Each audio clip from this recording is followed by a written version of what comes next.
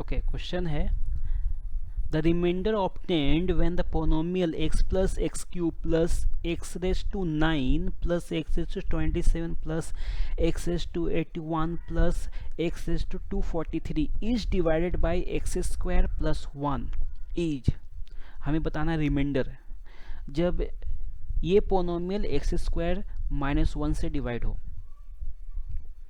ठीक है, तो यहाँ पे हमें पता है जो डिविडेंड होता है, dividend is equal to divisor into quotient plus remainder, ये होता है ना। ओके, तो यहाँ पे ये थ्योरी अप्लाई करेंगे रिमाइंडर। यहाँ पे देखो जब ये डिवाइड होगा तो हमें जो रिमाइंडर मिलेगा ऑप्शंस के अकॉर्डिंग क्या दिख रहा है, ये लीनियर है, तो हमें जो रिमाइंडर मिलने वाला वो लीनियर ही मिलेगा। तो इस लीनियर रिमाइंडर को क्या मान लेते हैं, ए एक्स प्लस बी। ठीक है, तो एफ एक्स क्या हो जाएगा, f x is equal to g of x, ये क्या हो गया कोसेंट, ये हो गया डिवाइजर और ये हो गया रिमाइंडर।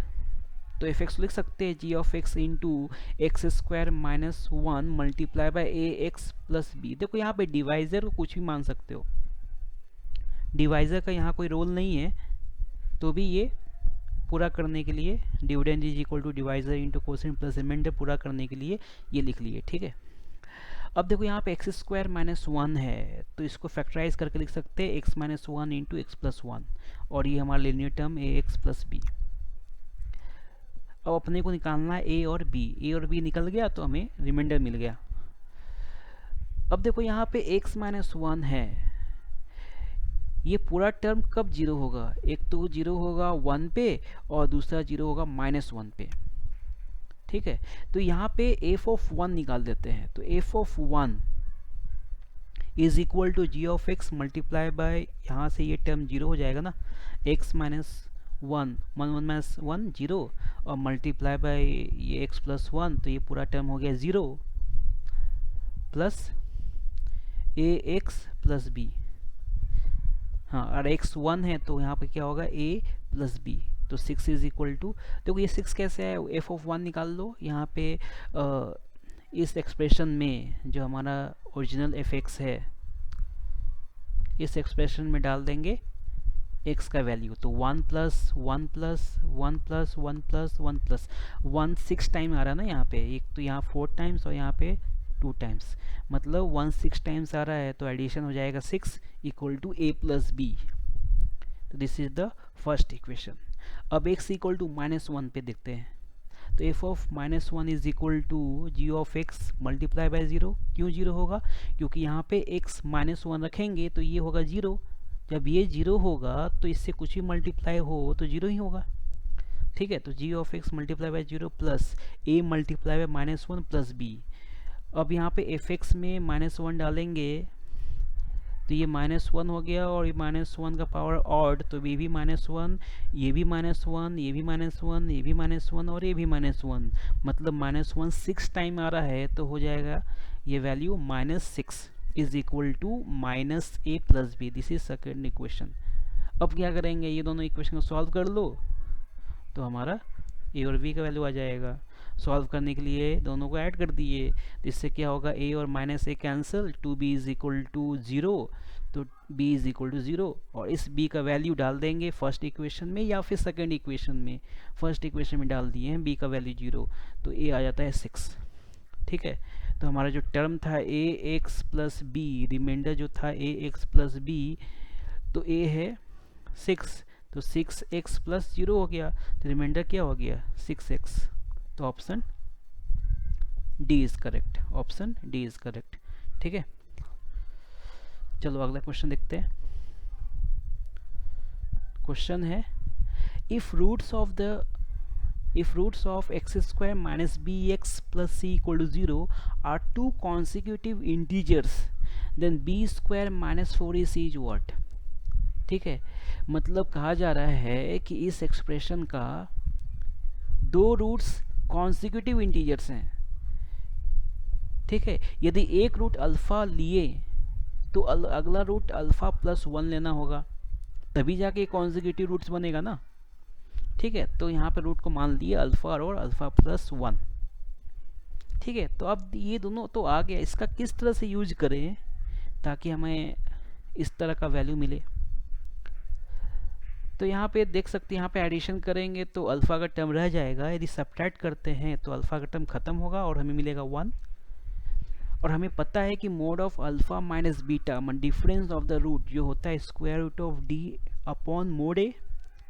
ठीक है, तो यहाँ से डिफरेंस निकाल लेते हैं, alpha minus alpha minus of alpha plus one, दोनों रूट्स का डिफरेंस जो होगा square root of mod a, और ए का वैल्यू क्या है, ए का वैल्यू है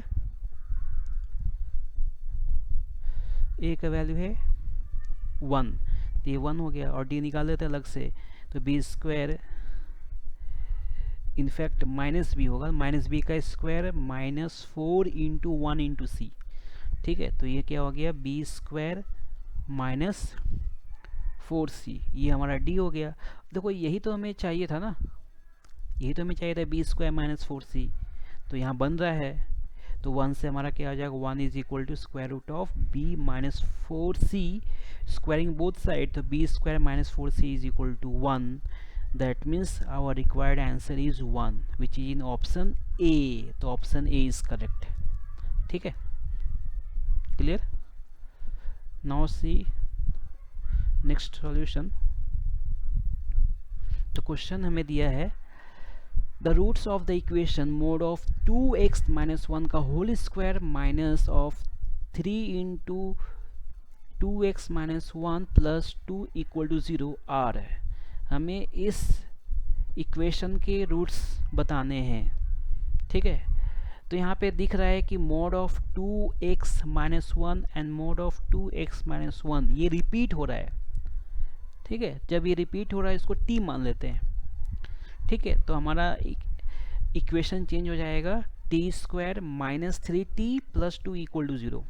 ठीक है, फिर इसको फैक्टराइज कर लो, जो फैक्टराइज होने के बाद t minus 1 multiply by t minus 2 आएगा। ठीक है, तो यहाँ से t की वैल्यू हो जा रहे हैं 1 और 2,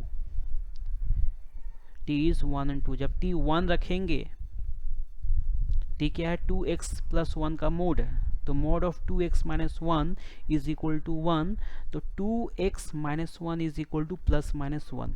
ठीक है, जब मोड हटाते हैं तो ऑपोजिट साइन में प्लस माइनस साइन आता है। ठीक है, तो 2x minus 1 is equal to plus minus 1। अब इसको एक बार 1 लेके सॉल्व करो, दूसरी बार माइनस 1 लेके सॉल्व करो, तो 2x minus 1 equal to 1, then 2x is equal to 2, then x is equal to 1, और यहाँ से 2x minus 1 equal to minus 1, then x is equal to, ये टर्म तो कैंसिल हो गया ना, तो x इज इक्वल टू 0। तो this is the two values of x।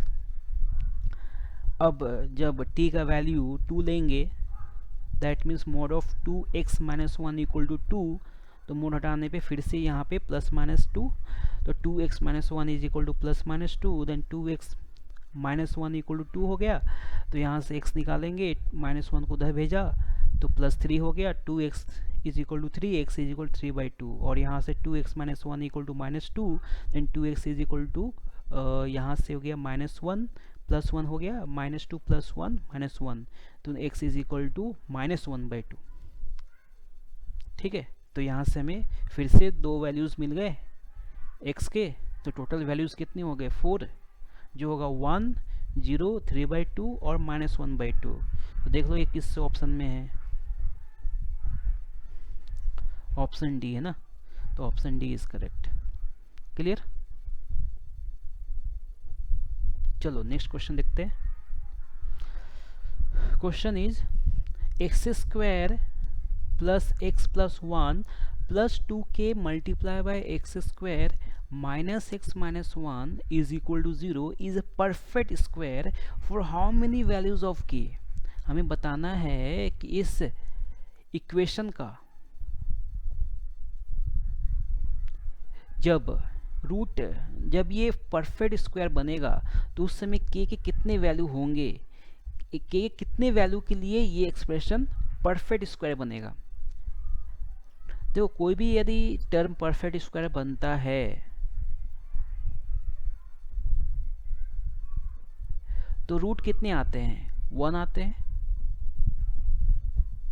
ठीक है, और मतलब रिपीटिंग रूट आते हैं, ठीक है। तो इस केस में डिस्क्रिमिनेंट तो 0 होगा।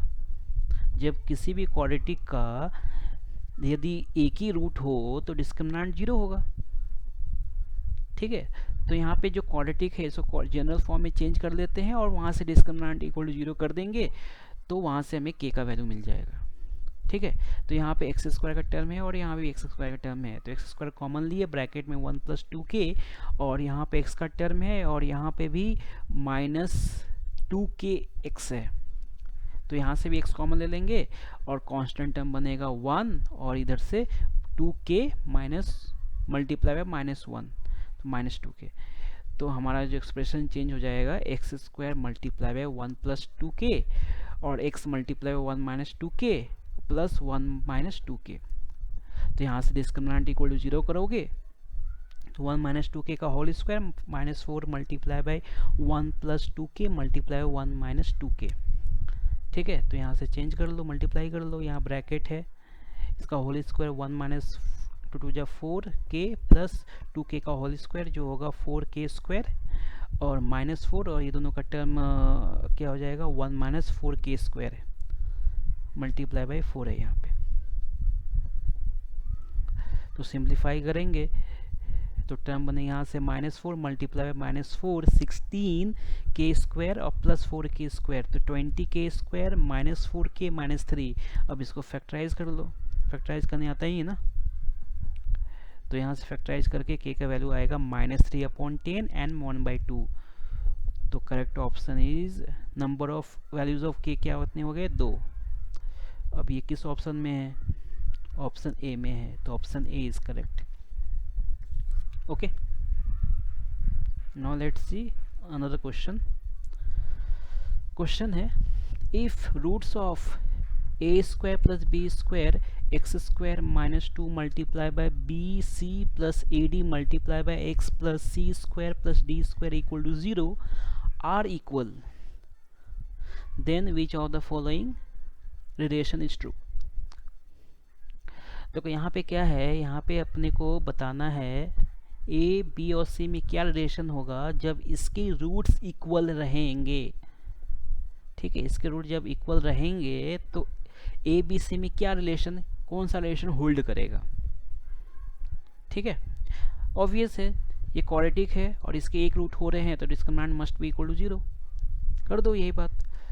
तो यहाँ से ये ऑलरेडी जनरल फॉर्म में सेट है तो b² मतलब ये टर्म का स्क्वायर होगा -2 multiply b + c bc + ad का whole square -4 multiply by this, ठीक है। अब उसके बाद सिंप्लीफिकेशन है, यहाँ पे -2 का होल स्क्वायर, -2 का जब स्क्वायर होगा 4 बनेगा और यहाँ भी 4 है तो 4 से डिवाइड होने पे ये टर्म कैंसिल होगा तो ब्रैकेट में बन जाएगा bc + ad का होल स्क्वायर जिसको एक्सपेंड करने पे आएगा b² c² + 2 bc ad plus a² d² minus, अभी दोनों का मल्टीप्लिकेशन देख लो, माइनस a² c² माइनस से मल्टीप्लाई यहाँ पे a² c² minus a² d² minus b² c² minus b² d² equal to 0, ठीक है। तो यहाँ से ये टर्म और ये टर्म कैंसिल हुआ और फिर ये टर्म और ये टर्म कैंसिल हुआ तो बचा क्या, नेगेटिव में ये टर्म, नेगेटिव में ये टर्म, तो इसको पॉजिटिव बना लेते हैं अदर साइड ले जाकर, तो हो जाएगा a² c²। यहाँ पे जब ये भी टर्म उधर जाएगा तो माइनस में होगा -2 bc ad plus b² d² equal to 0। तो ये परफेक्ट स्क्वायर बन रहा है किसका, AC - BD का, AC - BD का। तो AC - BD का होल स्क्वायर इक्वल टू 0 तो हमें रिलेशन मिल गया इक्वल टू 0 है तो मतलब AC - BD इक्वल टू 0 तो AC is equal to B D. अब यहाँ पे ऑप्शन के अकॉर्डिंग सेट कर दो कौन सा यहाँ पे है।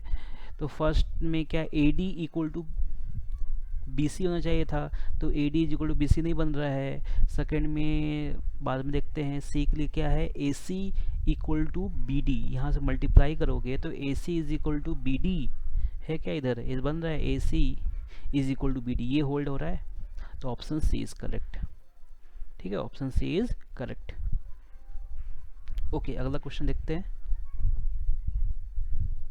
ओके, अगला क्वेश्चन नेक्स्ट वीडियो में देखेंगे। Okay, thank you.